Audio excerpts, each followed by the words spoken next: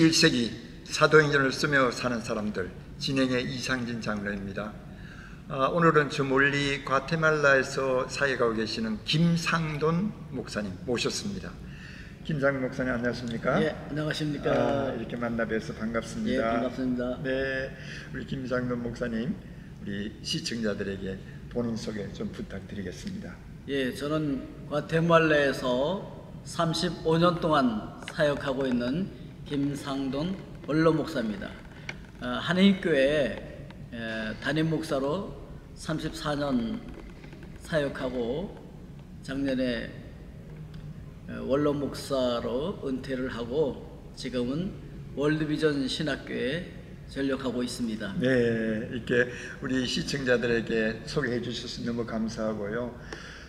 과테말라의 35년 과테말라 선교 가운데서 사역을 하시면서 언제 한국을 떠나셨는지요? 예, 저는 89년도에 네. 한국을 떠나서 네. 예, 지금까지 계속 과테말라에서 사역을 하고 있습니다. 네, 한국을 떠나시기 전에는 한국에서 그때 연세가 그때 한국 나이로 33세였었죠. 와, 예. 33세 예수님께서 세상을 떠나신 그 생애 때 이제 열방을 향해서 열리는 문을 타고 지금 과테말라로 가시게 됩니다. 그 전에는 어떤 사역을 하셨는지요? 예, 제가 한국을 떠나기 전에는 네. 수원에 있는 창현고등학교에 초대 교목으로서 학생들을 가르치고 있었습니다. 네. 그래서 학생들에게 성경을 가르치면서 라스트 비전, 예수님의 유언이라고 예. 해서 네네. 마태복음 28장을 가지고서 성경 마지막 시간에는 늘 학생들에게 그것을 가르치고 있었었죠. 그러니까 한국에서 고등학교에 교목으로 계시면서 학생들에게 벌써 선교의 마인드를 학생들에게 심어주셨는데 이제는 말씀 가르친 그것을 따라서 실제로 행동하신 그 해가 1989년. 예, 그렇습니다.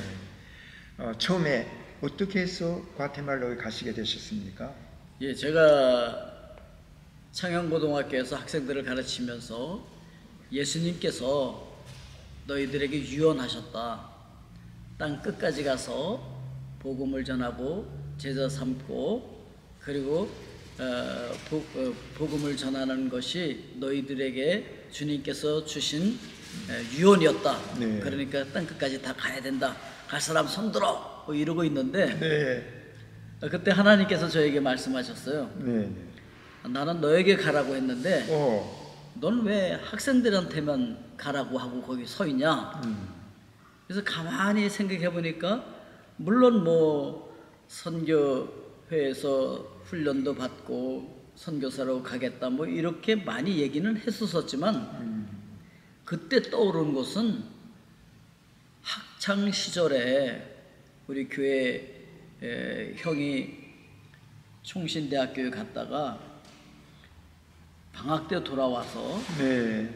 우리 어머니는 이 한국에서 큰 교회 목회자가 되는 것이 꿈이라고 말씀하시는데 근데 자기 꿈은 다르대요. 자기는 선교지에 나가서 선교하는 것이 꿈이다. 이렇게 이야기를 하더라고요. 네네.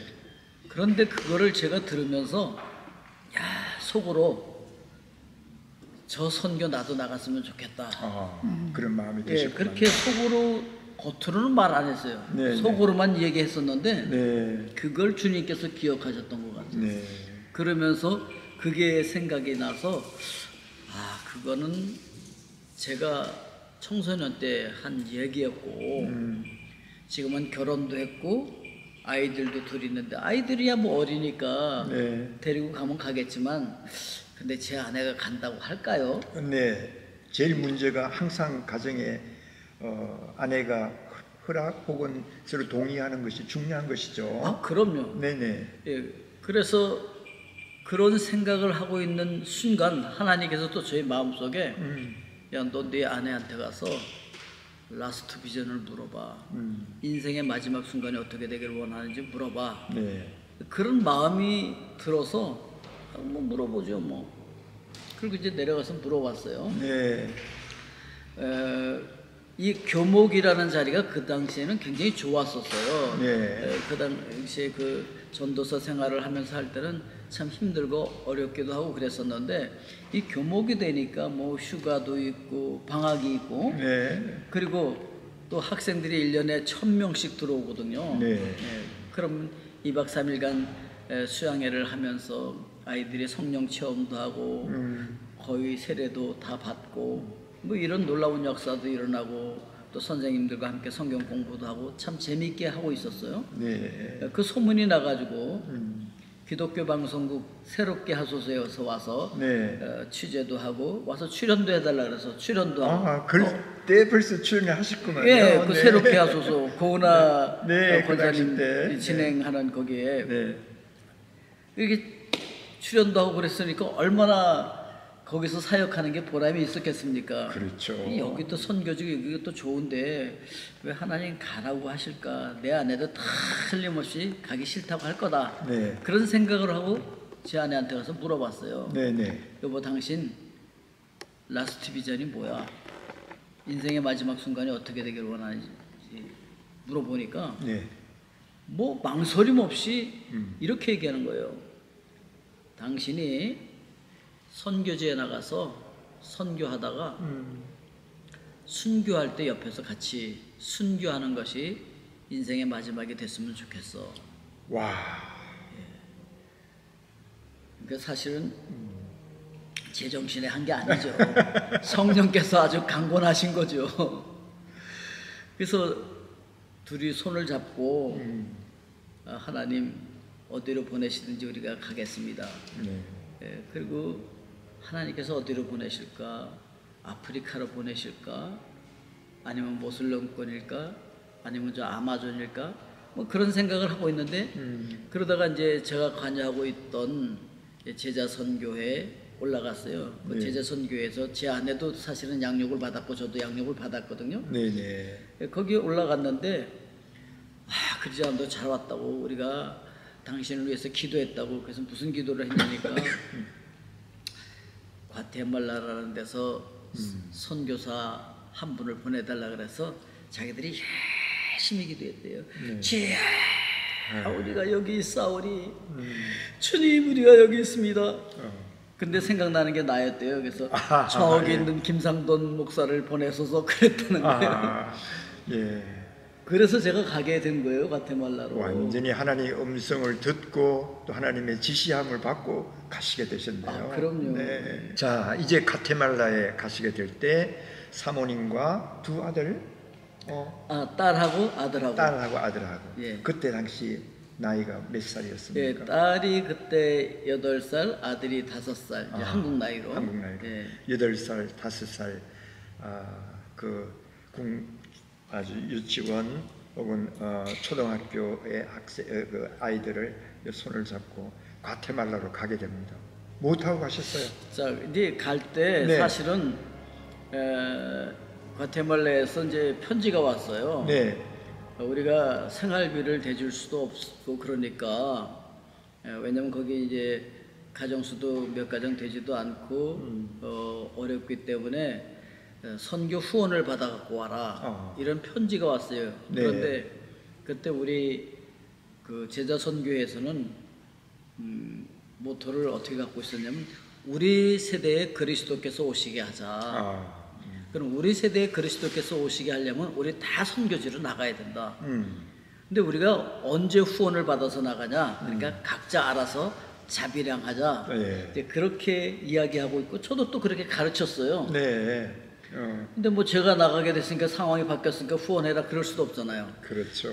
그래서 그냥 우리는 후원을 받을 때도 없고 그냥 가겠다. 네. 그런데 그러니까 돈이 없잖아요. 네. 그래서 이제 그 과테말라에서 저 혼자 갈 수 있는 딱 그 경비만 보내줬어요. 네. 그래서 이제 혼자만 가는 거죠. 그리고 이제 가족들은 일단은 못 가고 네. 저 혼자 먼저 가고 가족들은 나중에 이제 교회들 돌아다니면서 이제 이렇게 헌금을 모금해서 모금해서 네. 어디 가서 좀 달라 그래라. 그래서 가서 얻어가지고 나중에 네. 예, 합류를 하게 되죠. 아, 네. 근데 이제 제가 비행기를 타고 이렇게 가면서 그 친구들이 추억록을 주면서 비행기 안에서 읽어보라는 거예요. 네. 그래서 그 추억록을 쭉 읽다 보니까 뒤쪽에 이렇게 써 있어요. 과테말라인보다 과테말라를 사랑하고 과테말라의 믿음, 소망, 사랑을 심었던 김상돈 선교사 여기 잠들다. 이게 이제 묘비를 써줬구만요. 그러니까 거기서 평생 살다가 죽으라는 그런 얘기예요. 그럼요. 처음에는 굉장히 서운하더라고요. 아니 그렇죠. 갔다가 은혜 가운데 잘 돌아와라. 왜냐면 제가 촌사람이기 때문에 네. 바다 건너라고는 처음 가보는 거거든요. 네. 뭐 울릉도나 제주도도 못 가본 상태에서 비행기를 타고 지금 선교지를 향해서 가고 있는데 갔다가 무사히 잘 돌아와라 이래야 되는데 이거 뭐 가서 죽으라는 건가 처음엔 너무 서운했는데 네. 태평양을 쫙 건너오는데 이런 생각이 들더라고요. 네. 아 그래도 성경대로 썼네. 오. 그래도 가서 그러므로 너희는 가서 모든 민족으로 제자를 삼아 아버지와 아들과 성령의 이름으로 세례를 주르고 내가 너희에게 분반 모든 것을 가르쳐 지키게 하라. 내가 항상 함께 하겠다. 네. 이렇게 이제 말씀을 하시면서 근데 은혜 가운데 잘 돌아와라. 이렇게는 안 썼잖아요. 그렇죠. 아, 그래도 성경대로 썼네. 그런 생각하니까 또 기분이 좋아지면서 아. 기분이 풀렸어요. 아 그러고서 과테말라를 가게 된 것이죠. 아, 그렇게 정말 과테말라 아마 이 방송을 듣고 계시는 분들 중에서 한국에 계시는 분들이라면 과테말라가 어디에 있는지 잘 모를 수도 있으니까 과테말라가 어디에 있는지 그리고 어떤 나라인지 한번 시청자들에게 소개해 주시면 감사하겠습니다. 예, 저도 과테말라가 어디 있는지 잘 몰랐었어요. 그래서 모르고 하셨습니까? 뭐 네. 스페인어를 쓴다고 하니까 네. 뭐 저 스페인 북은 어디 있나? 그런데 나중에 알고 보니까 멕시코 밑에 있더라고요. 네. 그래서 멕시코 바로 밑에 붙어 있고 거기에 옆으로는 이제 벨리세 또 밑에 쪽으로는 온두라스, 엘살바도르가 이렇게 국경을 마주하고 있어요. 그래서 네. 네 나라와 국경을 마주하고 있는 나라입니다. 네, 우리 참고적으로 우리 과테말라는 네 나라 사이에 있으면서 소위 중미라 그러죠. 중미, 센트럴 아메리카라고 얘기하는데 위에 북쪽으로는 카나다와 미국이 있고 남쪽으로는 또 남쪽 남미 사우스 아메리카가 있고 중미에 여러 나라가 있죠. 중미 나라가 전체 합해서 예, 중미 5개국이라고 얘기하죠. 예. 이제 멕시코는 사실은 북미라고 이제 네, 얘기를 속하고 하고요. 네.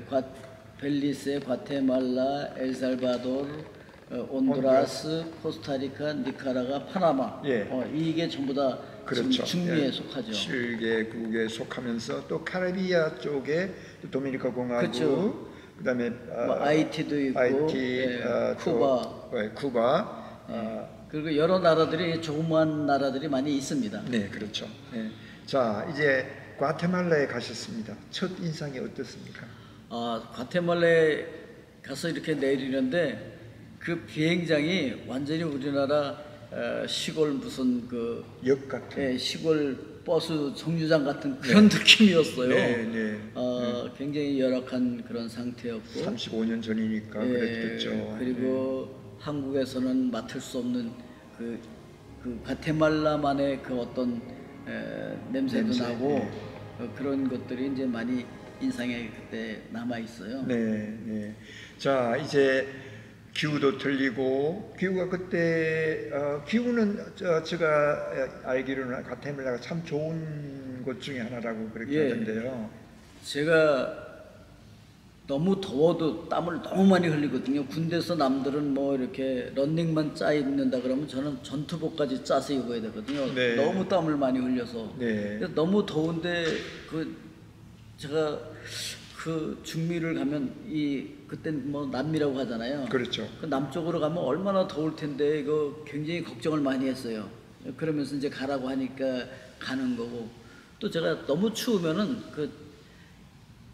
알러지가 있어요. 네. 그래서 이제 너무 추운 데는 또 못 가는데 그래도 뭐 하나님께서 보내시니까 이제 가보니까 네. 이 과테말라가 너무 좋은 거예요. 날씨가 좋다고요? 날씨가요. 네네. 영원한 봄의 도시예요. 이 과테말라가. 영원한 봄의 도시. 예. 그래서 영원한 상춘의 도시 또는 영원한 봄의 나라 이렇게 불려지는데 네. 이 과테말라 시티가 해발 1,400에서 1,600 사이에 있어요. 그렇구나. 그래서 늘 봄 날씨이고 거기서 차 타고 1시간만 내려가면은 네. 늘 해수욕을 즐길 수 있는 여름 날씨고. 예, 여름 날씨고 그리고 거기서 또 한두 시간만 또 올라가면은 네. 잠바를 입고 살아야 돼요. 추운 추워요. 날씨. 그러니까 네. 사계절 옷이 다 팔리는 나라가 과테말라더라고요. 과테말라가 날씨는 뭐 세계적인 날씨입니다, 정말. 네. 자, 날씨는 참 좋았지만 그런데 또 언어가 틀리잖아요. 언어를 어떻게 극복하셨는지요? 예. 제가 하나님께서 저를 가라고 하시면서 네. 그때 제가 핑계 댄 것 중에 하나가 제가 스페인어를 해본 적도 없고 또 학교 다니면서 늘 일하고 뭐 이러다 보니까 언어를 잘 못해가지고서 제가 못 갈 것 같아요. 그럴 때 하나님께서 또 저에게 들려주신 것이 무엇이었냐면은 야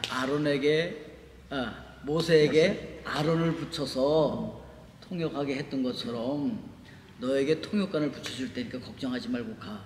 그런 마음을 주셨어요. 네. 예, 정말 그러고 가보니까 저를 통역해 주실 수 있는 분이 있는 거예요. 네. 그래도 언어를 열심히 배웠어야 하는데 네. 아직도 통역관들이 따라다니면서 합니다. 기본적인 것밖에 못해가지고. 그래도 하나님이 아론을 붙여주셨던 모세에게 우리 목사님에게 또 통역관을 많이 붙여주셔가지고 지금 지나고 있으신데 제가 이 얘기 간접적으로 얘기 듣기로는 그 과테말라의 큰 변혁의 역사를 일으킨 하나의 그 장본인이시라고 많은 사람들이 얘기를 하고 있어요.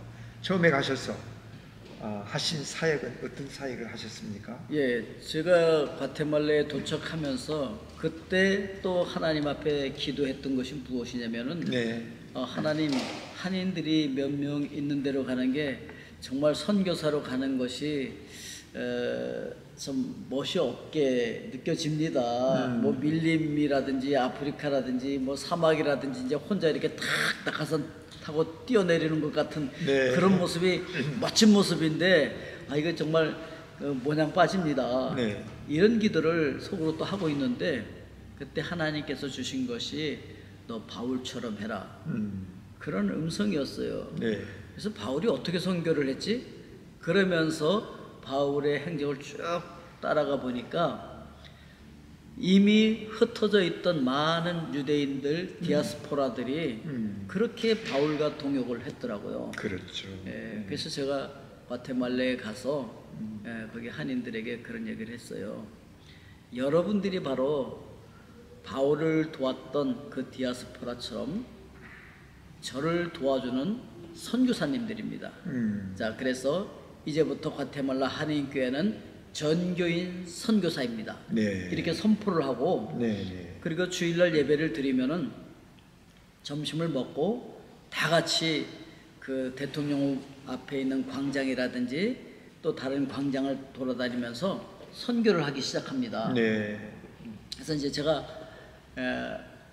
한국에 있을 때 교목을 있으면서 학생들에게 뭐 율동도 가르쳐주고 그랬었거든요. 네. 그래서 이 교인들에게도 그 율동을 가르쳐주고 가서 찬양하는데 처음에는 찬양을 한국말로 했어요. 네. 한국 찬양하면서 이제 율동을 하면서 물론 메시지를 전할 때 이제 통역해 주는 분이 계셔서 통역을 했었지만 처음에는 그렇게 선교를 시작했지만 주일날 예배만 끝나면은 밥을 먹고 꼭 선교 현장으로 나가서 선교를 하곤 했었습니다. 네. 뭐 비가 올 때도 나가요. 나가서 선교를 하면 비가 그칩니다. 어떨 때는 또 비가 안 그쳐도 또 그냥 비를 맞고 하기도 하는데 대부분 선교를 나가면 오던 비도 그치는 거예요. 네. 그러니까 이제 성도님들도 굉장히 그 신뢰가 있었죠. 우리가 선교 나가면 비 그칠 거야. 이런 믿음이 있었었죠. 그렇죠.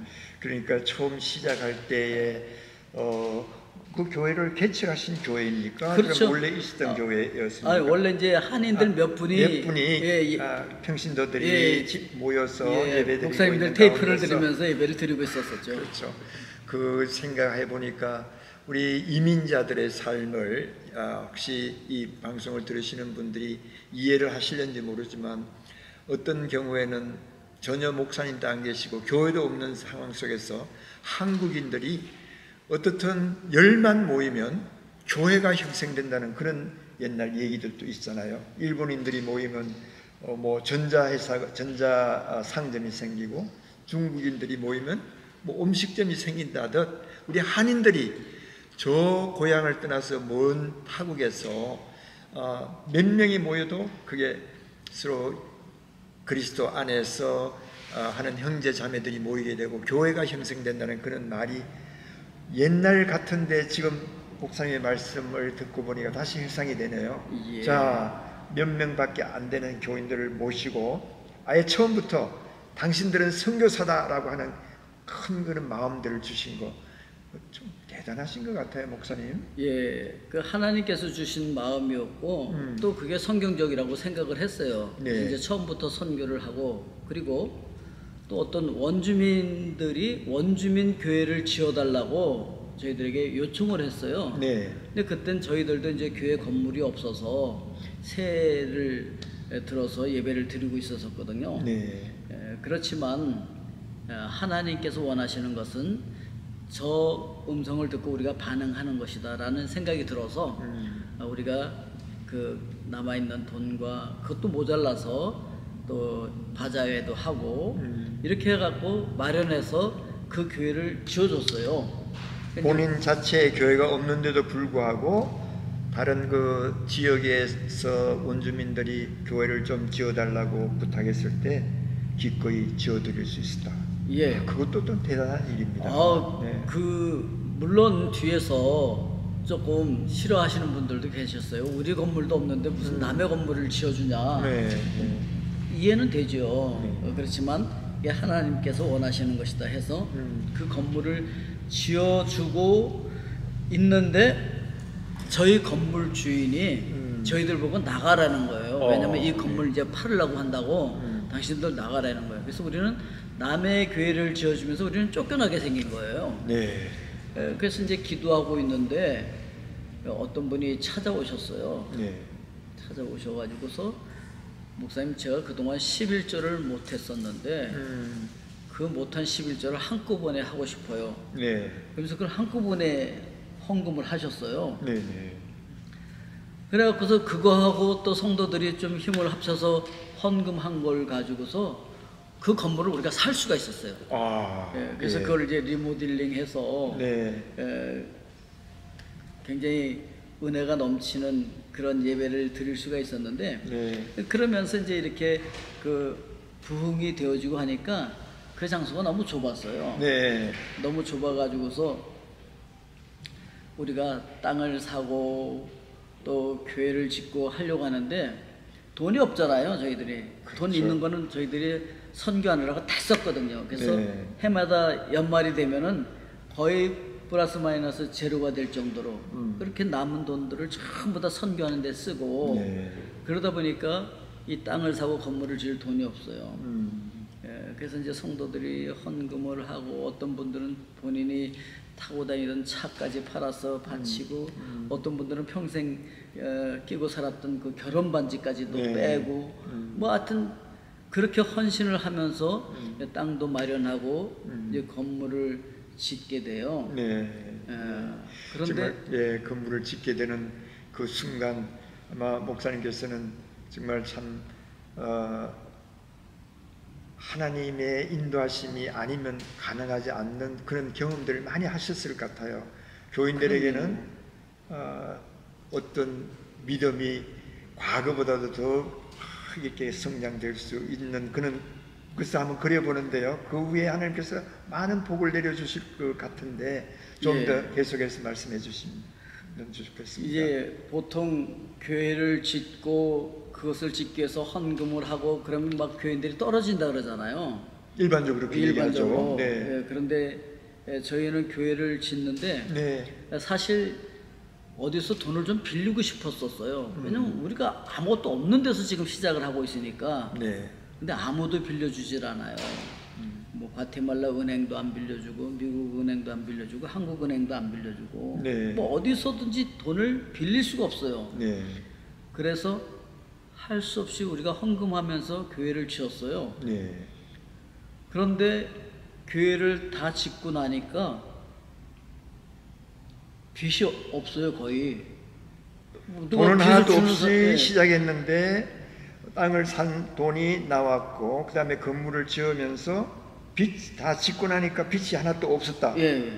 대단한 그래서 기적이네요. 금방 그 1년 내에 조금 이렇게 정리해 갖고서 바로 헌당 예배를 드릴 수가 있었었죠. 네. 그리고 놀라운 것은 그 교회를 짓고 나니까 교인들이 배가 되어 있었어요. 네. 배로 불어났어요. 교회를 짓는 동안에. 정말 그리고 그 교회를 다 짓고 이렇게 보니까 성도님들이 네.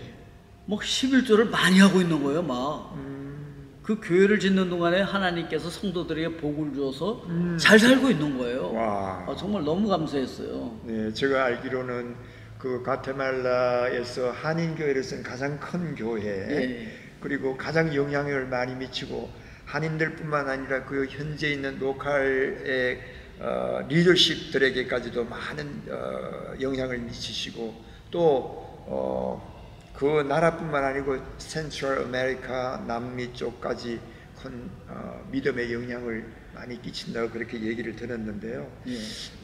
목사님 지금까지 말씀만 들어도 굉장히 익사이팅한 그런 마음이 드는데 안타깝게도 지금 정해진 시간이 좀 지난 것 같아요. 그래서 다음에 만나서 교회 마무리하는 얘기와 그리고 또 그 교회를 통해서 역사하신 하나님의 그 여러 가지 에피소드들 만났던 그 얘기들 좀 더 간증으로 또 좋은 추억으로 좀 나눠주시면 감사하겠습니다. 예. 네. 다음 2부를 좀 기대해 주시기 바랍니다. 네, 감사합니다. 그럼 다음 이 시간까지 여러분 안녕히 계십시오.